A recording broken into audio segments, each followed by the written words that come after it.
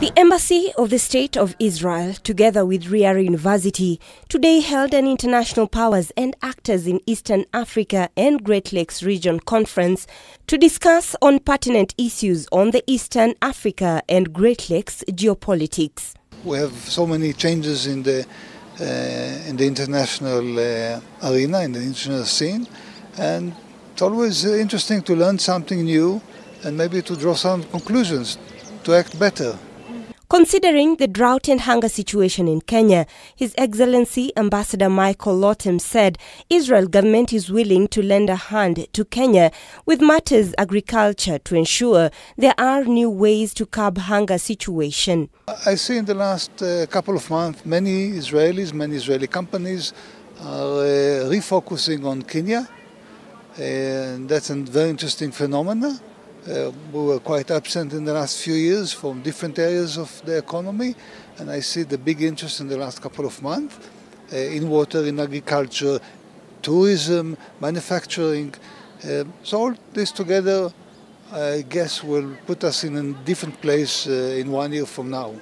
With the aim of discerning emerging trends, Professor Robert Gateru, Vice-Chancellor, Riara University, noted the need for the government and relevant stakeholders to let Kenyans decide whether or not to consume GMO products. GMO issues are global issues, and usually what happens is that the African countries, they just become consumers without necessarily asking questions.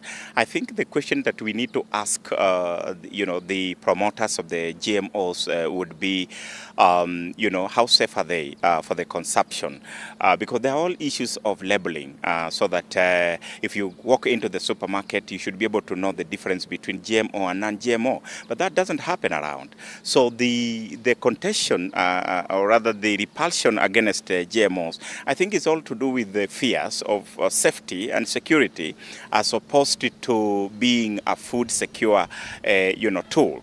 So once that happens, then I think African countries can move on and decide on what they want to do. And also individuals at personal level, they can decide on whether they want to do GMO or not. The main objective of the conference was to strengthen collaboration between Israeli scholars and regional academic institutions, broadening knowledge relating to major trends and developments in the eastern part of the African continent, and generating a solid and verified knowledge database on regional trade and economy, strategic security, defense, and soft power. What my role here is to strengthen our relations in all these spheres, and I guess that what the gentlemen from the academia and gentlewomen from the academia will do, they will assess and will make comments about the efficiency, about the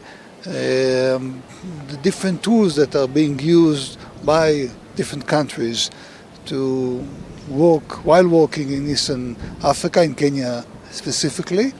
And if we can draw a lesson and do things better, I will be happy. Robbie Omondi, K24.